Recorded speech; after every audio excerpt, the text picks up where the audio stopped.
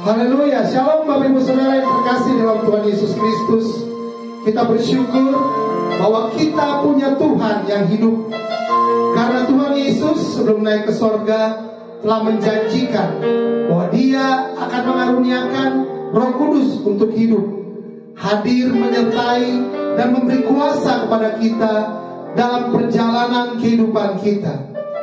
Untuk itu pada saat ini kita berkumpul kembali untuk sama-sama merayakan kasih karunia Tuhan yang luar biasa kepada kita, sambil mengingat bahwa Tuhan sudah memberi kuasanya kepada kita. Karena itu kita hidup dengan kuasa itu dan menang dalam setiap tantangan kehidupan, dan menggunakan kuasa itu untuk memberitakan Injil keselamatan sampai Tuhan Yesus datang kedua kali menjemput kita di awan-awan yang permai. Kami doakan supaya ibadah ini menjadi berkat untuk kita semua. Tuhan Yesus memberkati. Mari kita berdoa. Terima kasih Tuhan Yesus. Kami mengucap syukur untuk semua yang Kau anugerahkan buat kami. Kami mengucap syukur bahwa Kau menaruh Roh-Mu di dalam kehidupan kami, orang-orang yang percaya kepadamu ya Tuhan Yesus. Kami percaya bahwa Roh-Mu tidak pernah meninggalkan kami. Roh-Mu bahkan berdiam di dalam kehidupan kami untuk memberikan kekuatan, memberikan kuasa buat kami menang dalam kehidupan ini. Karena Yesus Kristus lebih dari pemenang untuk setiap kami yang percaya kepadanya. Terima kasih Bapa. Kami akan mulai ibadah pada saat ini hanya di dalam satu nama, Tuhan Yesus Kristus. Haleluya. Amin. Haleluya. Terima kasih buat kasih. Kami siap waktu Bapa. Terima kasih. Ku rasakan kasih-Mu Tuhan. Ku rasakan kuasa-Mu Tuhan. Ku rasakan kasih kuasa Roh Kudus. Ku rasakan kehadiran-Mu. Sama-sama katakan. Ku rasakan kasih-Mu Tuhan. Ku rasakan kasih-Mu Tuhan. Ku rasakan kuasa-Mu Tuhan. Ku rasakan kasih kuasa Roh Kudus. Ku rasakan kehadiran-Mu. Curahkanlah kuasa-Mu Tuhan, mujizat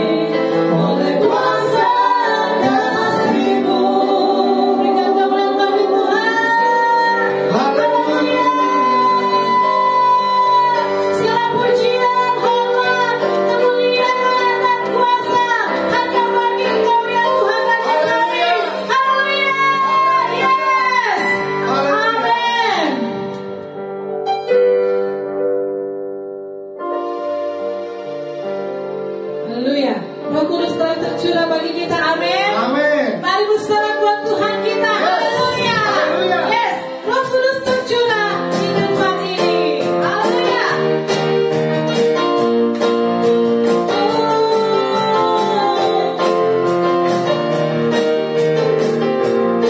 Mari sama-sama katakan.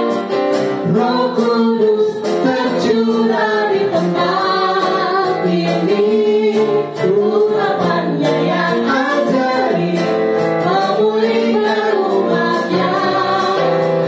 Roh Kudus tercurah bagi gerejanya, membangkitkan umat pilihannya. Hari inilah harinya Tuhan. Hari inilah harinya Tuhan, saat pembebasan tiba. Dalam kuasa dinyatakan, mari bersorak bagi Dia.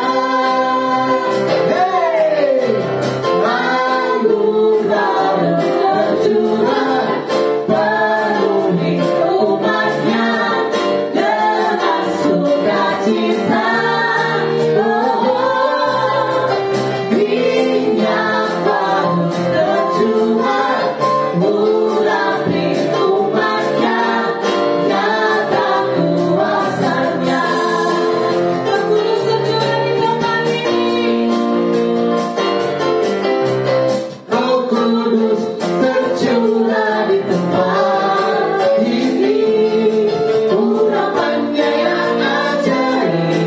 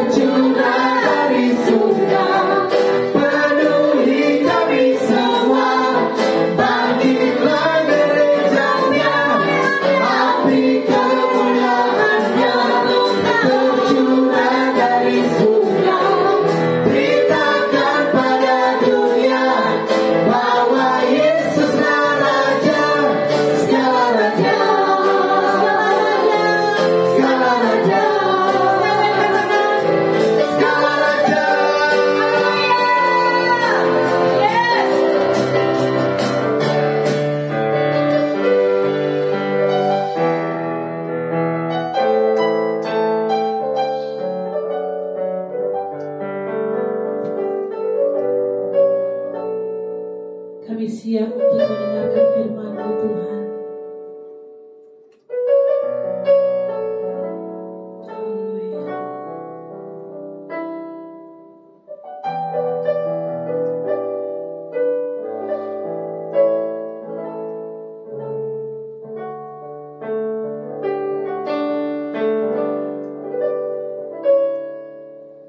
Roh Kudus hadir di sini, mengalir di bait suci. Perkara ajaib pun terjadi, kuasa mujizat nyata, karena Roh Kudus sedang bekerja. Roh Kudus hadir di sini, mengalir di bait suci. Perkara ajaib pun terjadi, kuasa mujizat nyata, karena Roh Kudus sedang bekerja.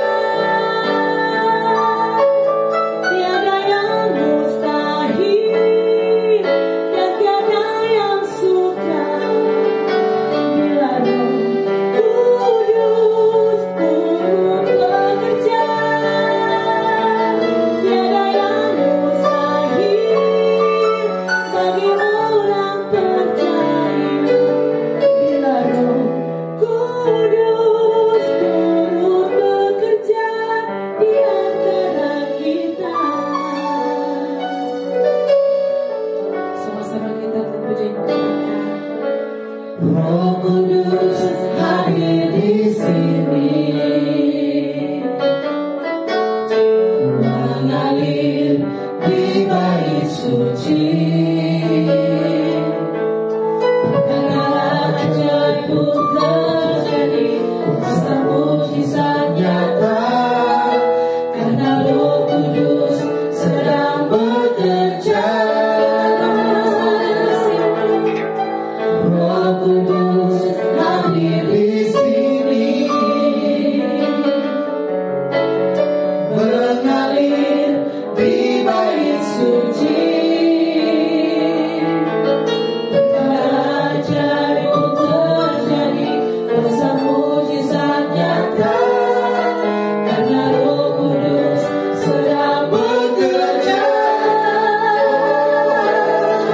Tiada yang mustahil dan tiada yang sukar bila Roh Kudus turut bekerja.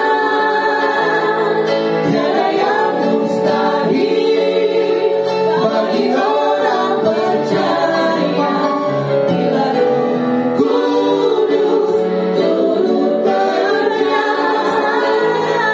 Tiada yang mustahil dan tiada yang sukar bila Kudus turut bekerja.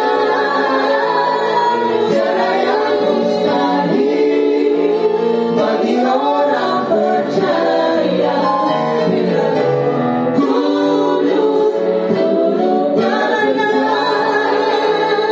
Tiada yang mustahil dan tiada yang sukar bila Kudus turut bekerja. Tiada yang mustahil bagi orang percaya bila Kudus turut bekerja di antara kita. Bila Roh Kudus turut bekerja di antara kita. Bila Roh Kudus turut bekerja di antara kita. Peganglah tanganku, Roh Kudus, setiap hari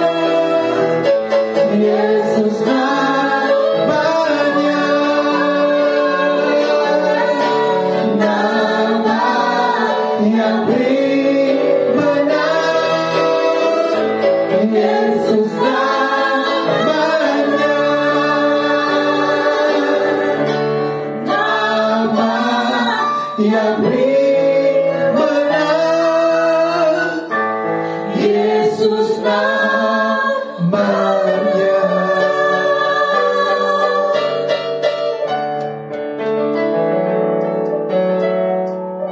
Shalom. Saat ini kita akan membaca firman Tuhan yang diambil dari Mazmur pasal 139, mulai ayat yang ke-13 sampai dengan ayatnya yang ke-16. Mazmur 139 ayat 13 sampai 16, demikian firman Tuhan. Sebab Engkaulah yang membentuk buah pinggangku, menenun aku dalam kandungan ibuku. Aku bersyukur kepadamu oleh karena kejadianku dahsyat dan ajaib. Ajaib apa yang kau buat, dan jiwaku benar-benar menyadarinya. Tulang-tulangku tidak terlindung bagimu, ketika aku dijadikan di tempat yang tersembunyi, dan aku direkam di bagian-bagian bumi yang paling bawah. Matamu melihat, selagi aku bakal anak, dan dalam kitabmu semuanya tertulis hari-hari yang akan dibentuk sebelum ada satupun daripadanya. Saudara yang dikasihi oleh Tuhan Yesus Kristus, tema saya hari ini adalah Engkau ajaib. Engkau ajaib. Coba tolong bilang di kiri kananmu, katakan kepada orang-orang yang saat ini sedang bersamamu, katakan, saya ajaib. Saudara, ada beberapa hal yang dikatakan oleh firman Tuhan terkait dengan keberadaan kita. Kita harus memahami, tidak peduli bagaimana hari-harimu saat ini, tidak peduli bagaimana kondisimu hari ini, tidak peduli bagaimana latar belakangmu kemarin, tidak peduli siapa dirimu yang dikatakan orang. Tapi firman Tuhan memberitahukan kepada kita bahwa engkau adalah ciptaan yang dahsyat dan ajaib. Ini adalah sebuah firman Tuhan yang ingin memberitahukan kepada saudara bahwa apapun yang diceritakan orang tentang kehidupanmu, apapun yang diceritakan orang tentang keberadaanmu, itu tidak pernah mempengaruhi statusmu di mata Tuhan. Itu tidak pernah mempengaruhi penilaian Tuhan terhadap dirimu. Apapun kondisimu hari ini, engkau tetaplah ciptaan Tuhan yang dahsyat dan ajaib. Pada ayat yang ke-13 dikatakan, sebab engkaulah yang membentuk buah pinggangku, menenun aku dalam kandungan ibuku. Jadi saudara-saudara adalah ciptaan Tuhan yang ajaib, karena yang menciptakan saudara itu adalah Tuhan. Jadi pencipta saudara sangat mengerti, sangat tahu, sangat mengenal siapa saudara ketika Dia ciptakan saudara. Bagaimana kondisimu ketika awal mula Tuhan membentukmu, dengan bahan apa engkau diciptakan, engkau memiliki kualitas seperti apa. Tuhanlah yang menciptakan saudara. Oleh karena itu pemazmur mengatakan bahwa Tuhan menenun aku di dalam kandungan ibuku. Saudara adalah buah tangannya Tuhan.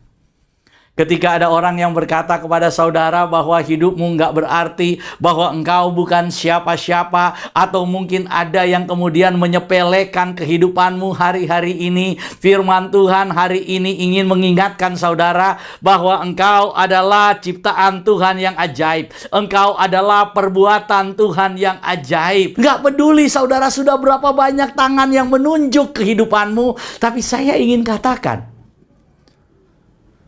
Tuhan tetap menilai engkau sebuah keajaiban. Apabila kita ingin mencari keajaiban, apabila saudara saat ini sedang mencari keajaiban, maka lihatlah dirimu, pandanglah dirimu. Waktunya sekarang engkau pergi di depan cermin dan engkau melihat dirimu, dan engkau memperhatikan keberadaanmu, bahwa engkau adalah ciptaan Tuhan yang ajaib. Mungkin engkau tidak menyadari hal itu. Mungkin saat ini kepalamu sudah dipusingkan dengan perkataan-perkataan orang, penilaian-penilaian orang yang negatif, negatif, negatif. Setiap hari yang kau lihat adalah penghakiman bahwa engkau bukan siapa-siapa. Setiap hari adalah perkataan yang merendahkan dirimu. Tapi hari ini saya ingin ingatkan kepada saudara, firman Tuhan tidak pernah merendahkanmu. Tuhan tidak pernah merendahkan dirimu. Tuhan tetap bangga dengan keberadaanmu. Karena Dialah yang menciptakan saudara. Dia tahu siapa saudara. Dia tahu kualitas saudara. Dia tahu diri saudara. Oleh karena itu kita akan belajar firman Tuhan ini. Kita akan belajar bukan dari apa kata orang tentang dirimu, tetapi dari apa kata pencipta tentang siapa dirimu. Saudara, ayat yang ke-14 berkata, aku bersyukur kepadamu oleh karena kejadianku dahsyat dan ajaib. Ajaib apa yang kau buat dan jiwaku benar-benar menyadarinya. Ada sebuah kata yang luar biasa yang diungkapkan oleh pemazmur. Jiwaku benar-benar menyadarinya. Ini bukan cuma kesadaran sementara. Ini bukan cuma kesadaran temporer dari seorang pemazmur. Tapi ini adalah kesadaran yang permanen. Yang melekat di dalam diri pemazmur. Yang ada di dalam pikiran pemazmur. Dia begitu menyadari bahwa dia walaupun dalam kondisi sulit, walaupun dalam kondisi yang tidak memungkinkan, tetap dia melihat dirinya sendiri. Dia bercermin kepada apa yang dikatakan oleh firman Tuhan. Saudara, ketika pemazmur menulis kitab Mazmur ini, saudara harus ingat bahwa Daud itu adalah pribadi yang terbuang. Daud itu di dalam keluarganya bukanlah anak yang menjadi kebanggaan orang tuanya. Daud itu bukanlah anak yang menjadi prioritas di dalam rumah bapaknya. Ketika Samuel datang ke tempat orang tua Daud, yaitu Isai, ketika dia akan kemudian mencari Raja Israel, Tuhan sudah mengatakan bahwa pergilah ke rumah Isai. Untuk apa? Untuk memilih seorang raja yang ditentukan oleh Tuhan. Jadi Samuel kemudian datang, saudara. Dia kemudian datang ke tempat Isai. Ketika datang ke tempat Isai, Isai melihat Samuel sudah dikasih tahu bahwa nabi besar akan datang. Maka kemudian Isai mempersiapkan resepsi. Isai mempersiapkan pesta. Pesta untuk apa? Pesta untuk menyambut Samuel. Jadi yang terbaik yang diberikan oleh Isai sebagai tuan rumah. Karena akan ada tamu besar. Tamu besar yang mencari seorang raja di tempat dia. Saudara perhatikan. Ketika mereka kemudian sudah berkumpul, Samuel kemudian datang. Ketika kemudian Samuel datang, Samuel kemudian mulai melihat anak-anak Isai satu persatu. Yang keluar pertama adalah anak sulung dari Samuel, Abinadab. Ketika dia keluar, tampangnya luar biasa, saudara. Tampangnya gagah, perawakannya luar biasa. Secara manusia, inilah kriteria seorang raja. Karena itu di dalam hati Samuel berkata, ini dia. Ini dia orang yang dipilih oleh Tuhan. Tetapi kemudian ketika Samuel memperhatikan dia, saudara perhatikan baik-baik, Tuhan berkata, bukan dia. Bukan dia. Samuel kemudian bertanya lagi, ada lagi anak yang lain? Kemudian datang anak yang kedua. Diperkenalkan lagi kepada Samuel. Samuel kemudian melihat dari tampangnya, dari fisiknya, ini nggak kalah. Mungkin dia. Tapi sekali lagi, Tuhan berkata, tidak. Satu persatu anak-anak dari Isai diperkenalkan dan tidak ada satupun yang menjadi pilihan Tuhan dari semua yang ada di tempat itu. Yang semua yang ada di rumah itu. Kemudian Samuel berkata, apakah ada lagi anakmu yang lain? Isai kemudian berkata, ada. Tinggal satu anak saya laki-laki lagi. Tapi dia ada di padang. Saudara perhatikan baik-baik. Ini adalah pesta penyambutan yang begitu resmi, yang begitu besar. Ini adalah acara besar keluarga di mana mereka menyambut seorang yang luar biasa, mencari raja di rumahnya. Tetapi di mata orang tuanya, Daud bukan kriteria seorang raja. Dengan kata lain, bahkan keluarga Daud sendiri menilai Daud bukan layak menjadi raja, saudara. Kemudian Tuhan berkata kepada Samuel, Samuel, suruh panggil dia dan urapi dia. Daud datang, saudara. Ayat firman Tuhan menceritakan bahwa muka Daud itu kemerah-merahan. Oh, saudara bayangkan, dia bukan tipe seorang raja, bukan tipe seorang yang gagah, bukan tipe seorang yang penuh wibawa. Daud itu cutek, cute. Mukanya kemerah-merahan, kena sinar matahari, putih kena kemerah-merahan, saudara, pipinya merah-merah begitu. Enggak ada tampang untuk menjadi seorang raja. Secara manusia dinilai bahwa dia tidak layak. Tetapi Tuhan menilai dia pantas untuk menjadi raja. Karena itu, saudara, Daud sangat memahami kondisi ini. Daud sangat mengerti arti kata penolakan. Daud sangat mengerti bagaimana penilaian manusia. Karena dia mengalami sendiri bagaimana kemudian keluarganya sendiri tidak menganggap dia, tidak menganggap bahwa dia layak untuk menjadi seorang raja. Satu ketika, saudara, Daud kemudian setelah diurapi, dia kemudian datang ke perkemahan saudara-saudaranya yang sedang berperang dengan orang Filistin. Ketika dia datang ke perkemahan kakak-kakaknya, dia melihat bagaimana orang Israel itu pagi-pagi berbaris. Setelah kemudian mereka berbaris, Goliat kemudian datang dan kemudian menantang orang Israel. Siapa yang kemudian mau berperang melawan mereka? Orang Israel berbaris dan tidak ada satupun yang kemudian maju melawan Goliat. Setelah itu orang Israel bubar. Besok begitu lagi. Besok lagi begitu lagi. Saudara, Goliat kemudian mulai menyepelekan bangsa Israel, menyepelekan tentara Israel, menyepelekan umat pilihan Tuhan. Satu pagi Daud datang. Dia datang kemudian membawa bekal buat saudara-saudaranya. Dia datang membawa makanan buat saudara-saudaranya. Dan dia kemudian mendengar tantangan daripada Goliat ini. Dia kemudian berkata, siapa orang yang tidak bersunat itu? Siapa orang kafir itu? Yang berani-beraninya menyepelekan umat Tuhan. Siapa orang itu? Daud marah, saudara. Tetapi sekali lagi, saudara perhatikan baik-baik. Daud ini sudah diurapi Tuhan.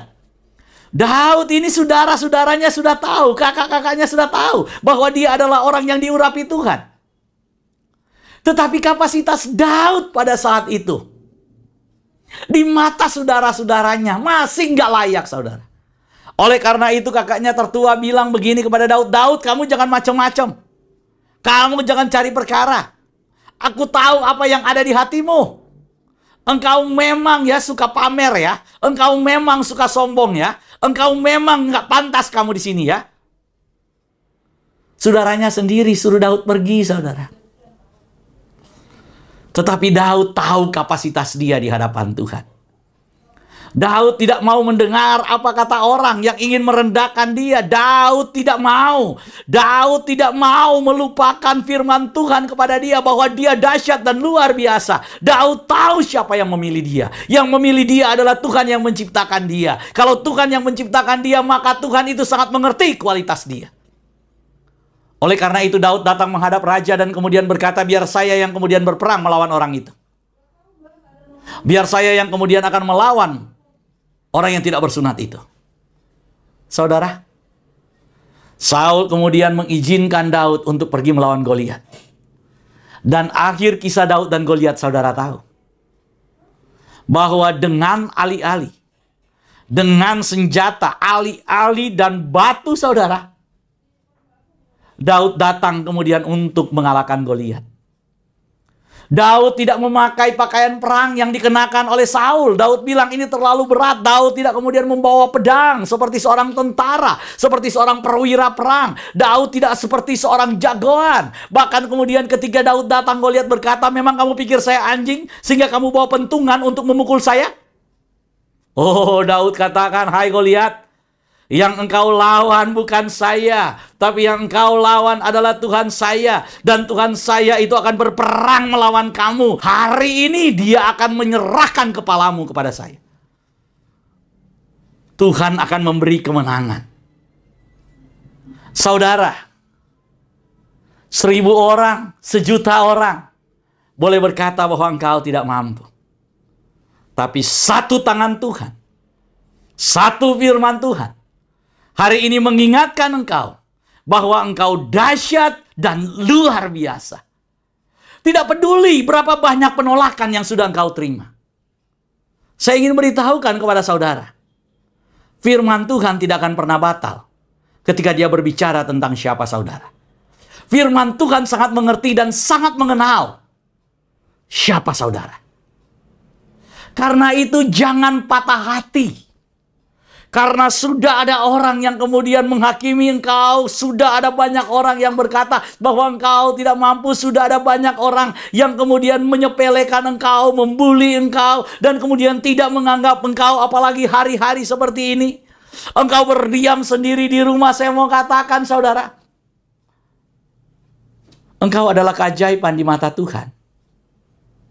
Tuhan menciptakan engkau sebagai pribadi yang ajaib.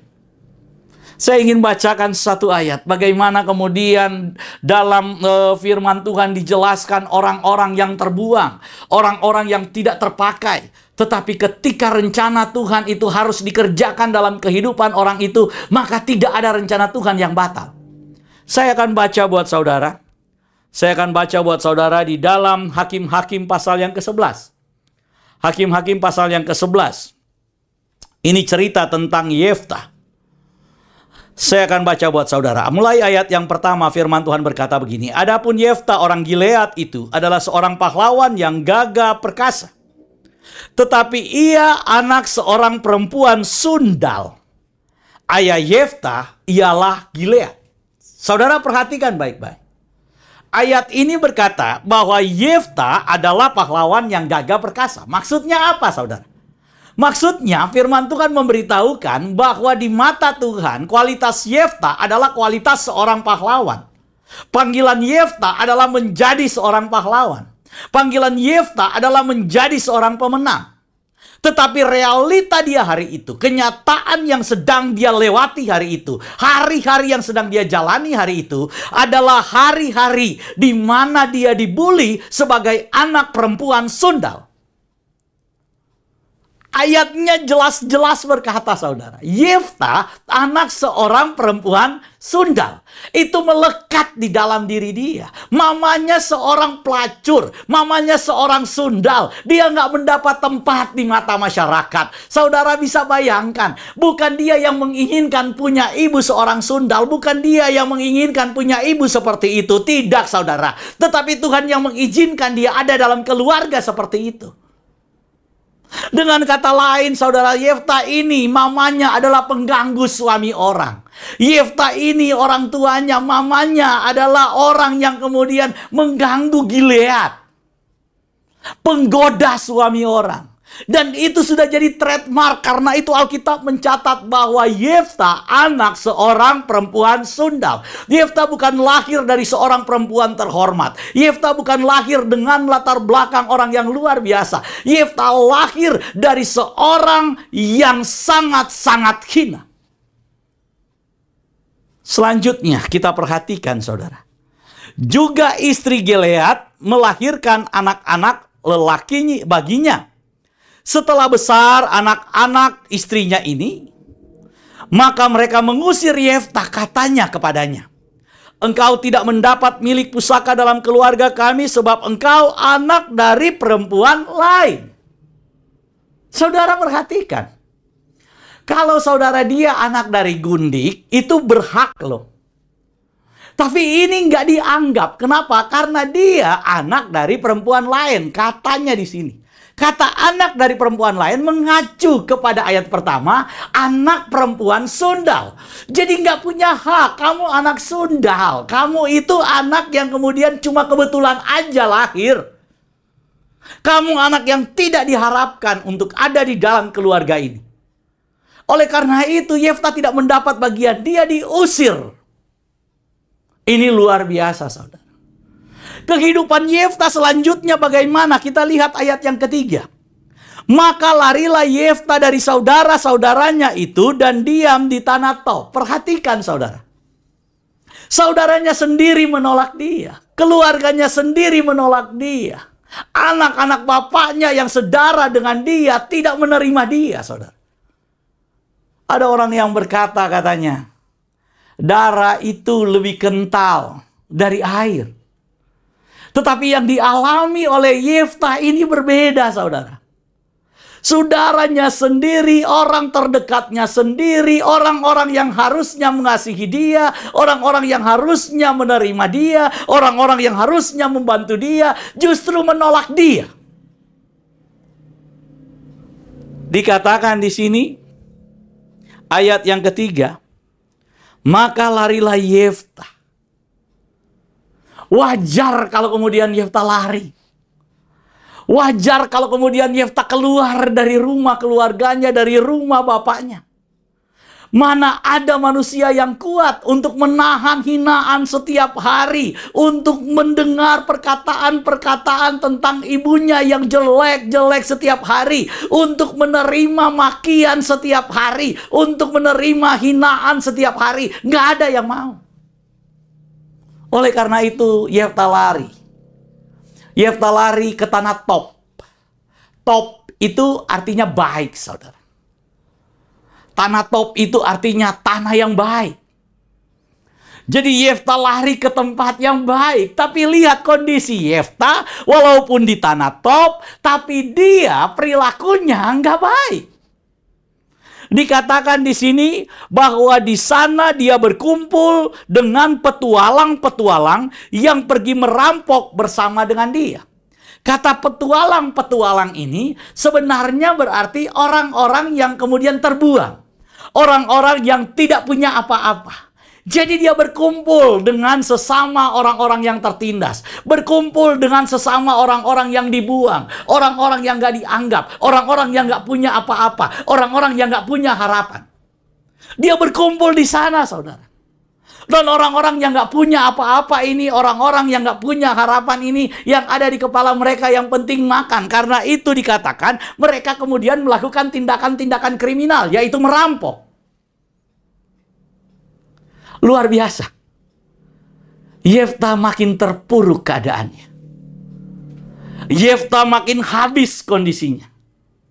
Pertanyaan saya, apakah itu mempengaruhi rencana Tuhan buat Yefta? Oh, tidak, saudara.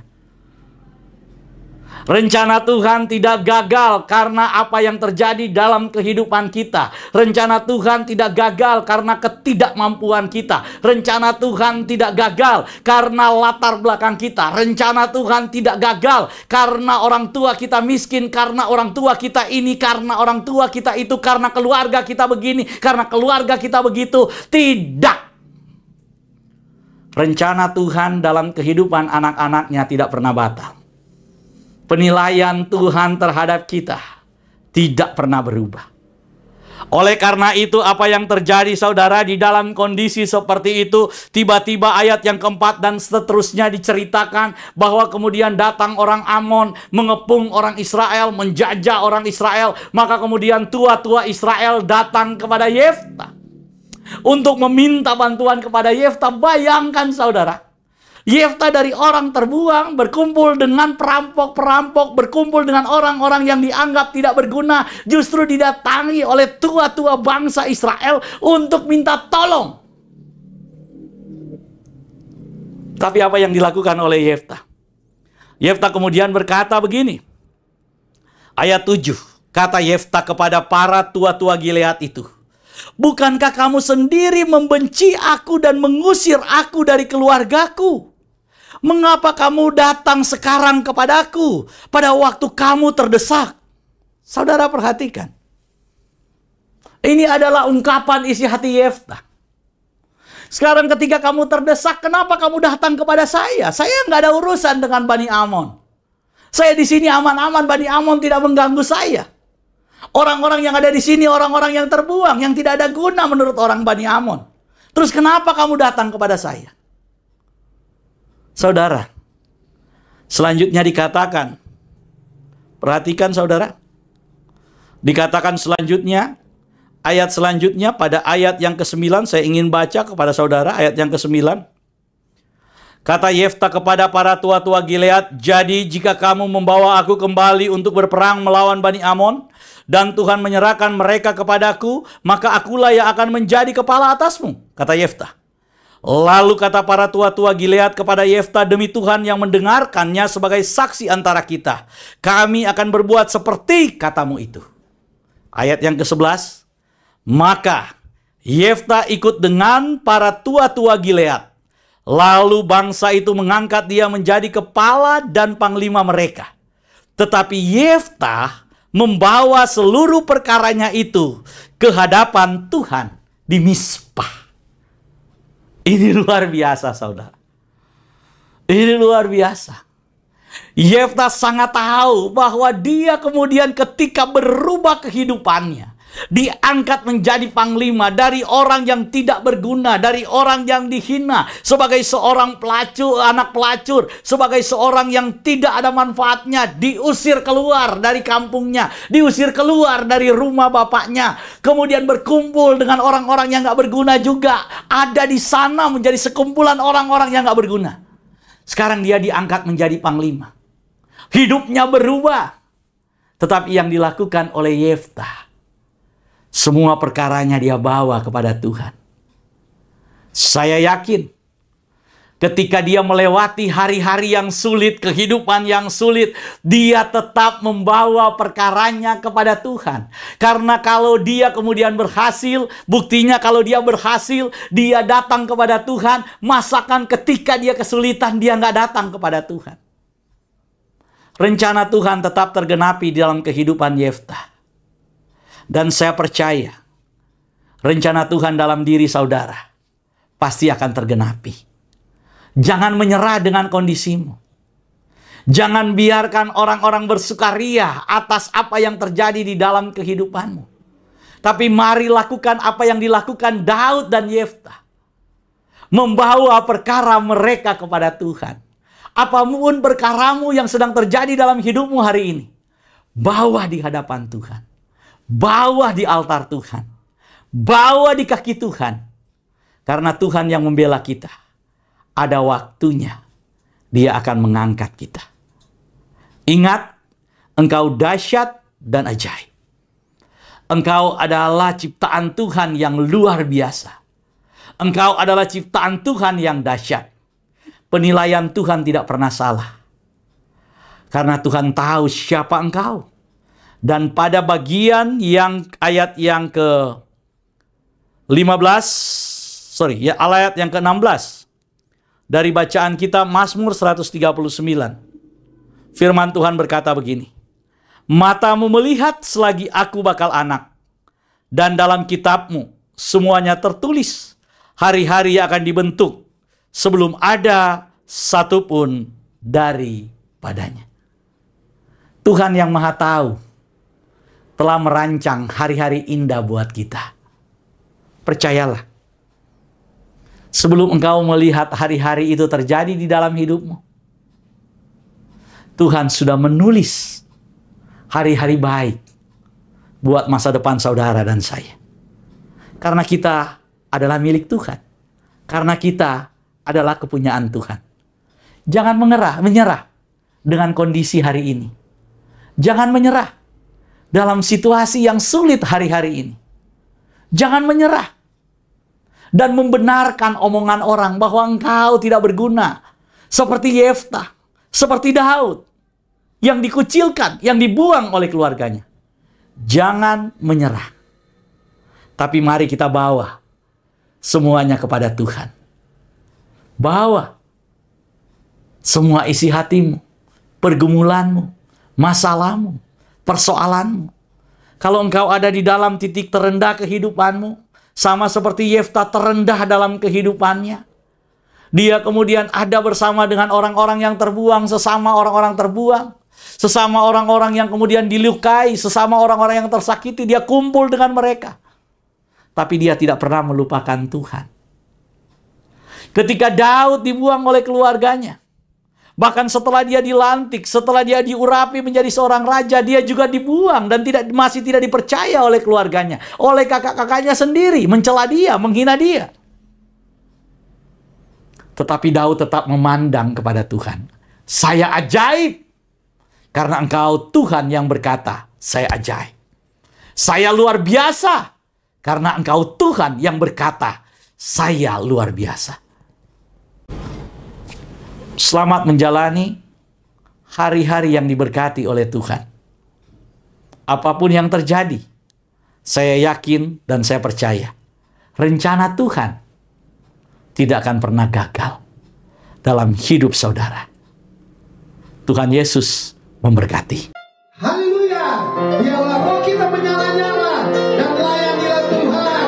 Roh kita terus menyala-nyala dan layani Tuhan. Come on. Haleluya.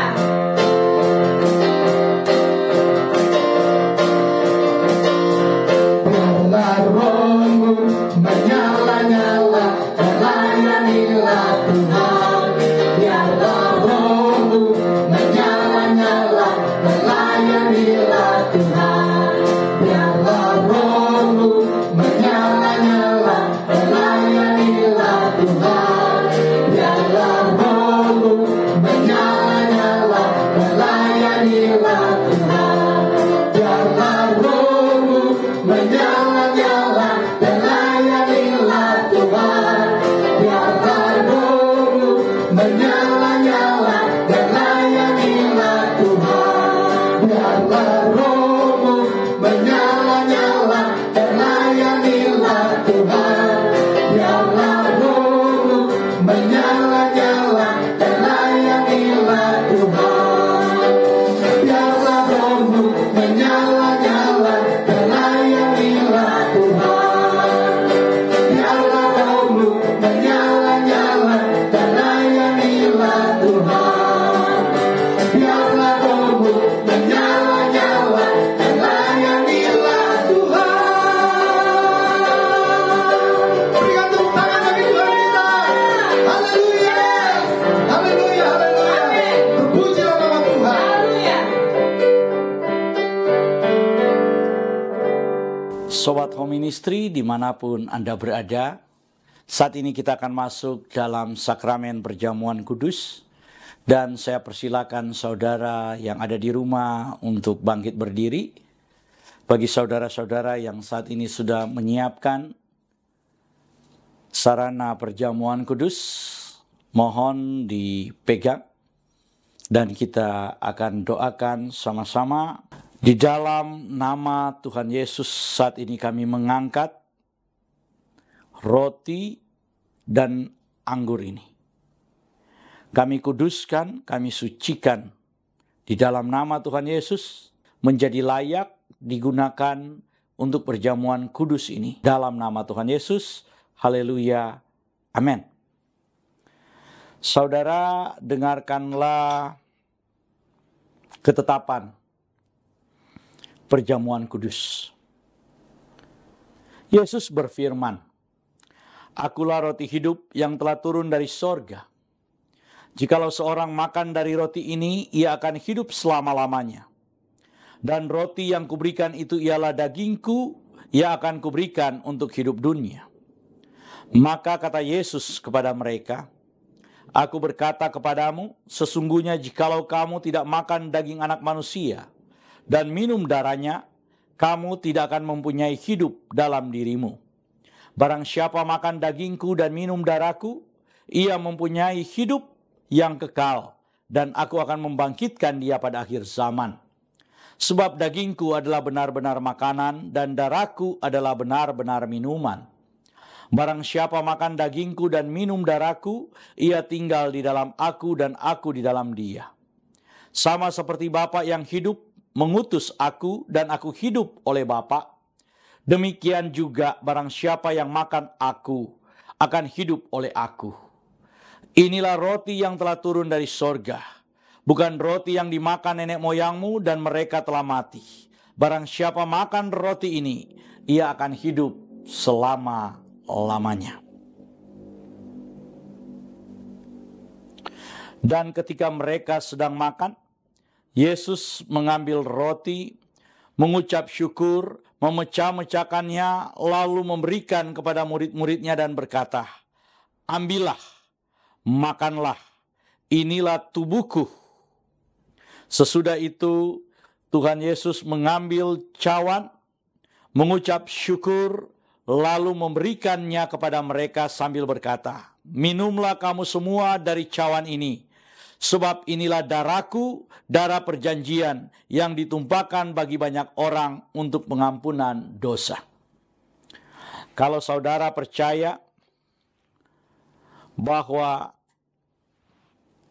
roti dan anggur ini adalah penyatuan dengan tubuh Tuhan Yesus Kristus, mari kita angkat lebih tinggi dari kepala kita.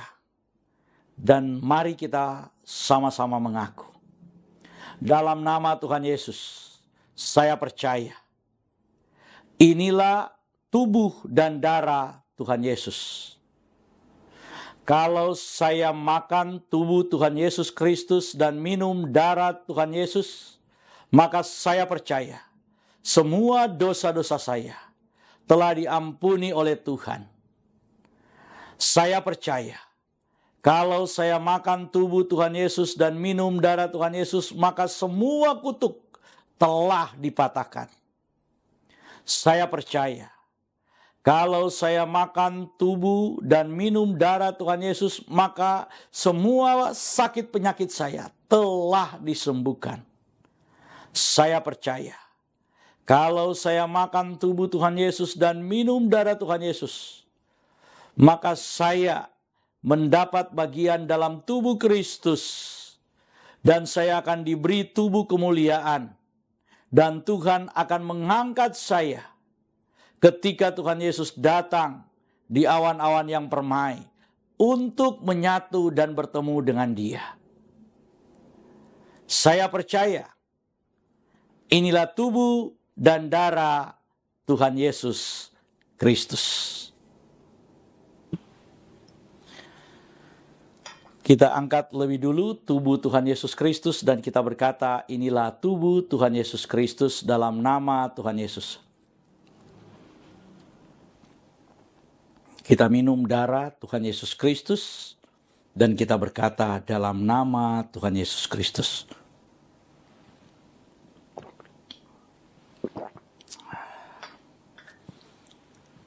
Mari kita mengucap syukur bersama-sama.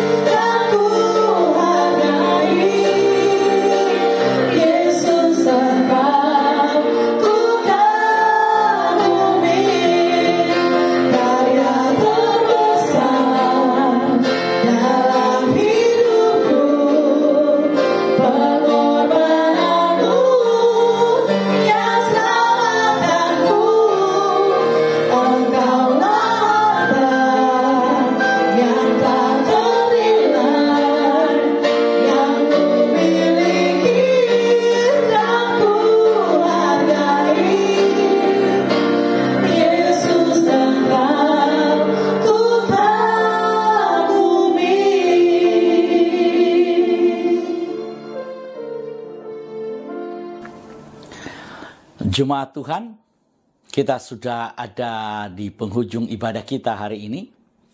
Sebelum kita masuk dalam doa berkat, kami ingin memberitahukan bahwa Home Ministry terus melayani jemaat Tuhan.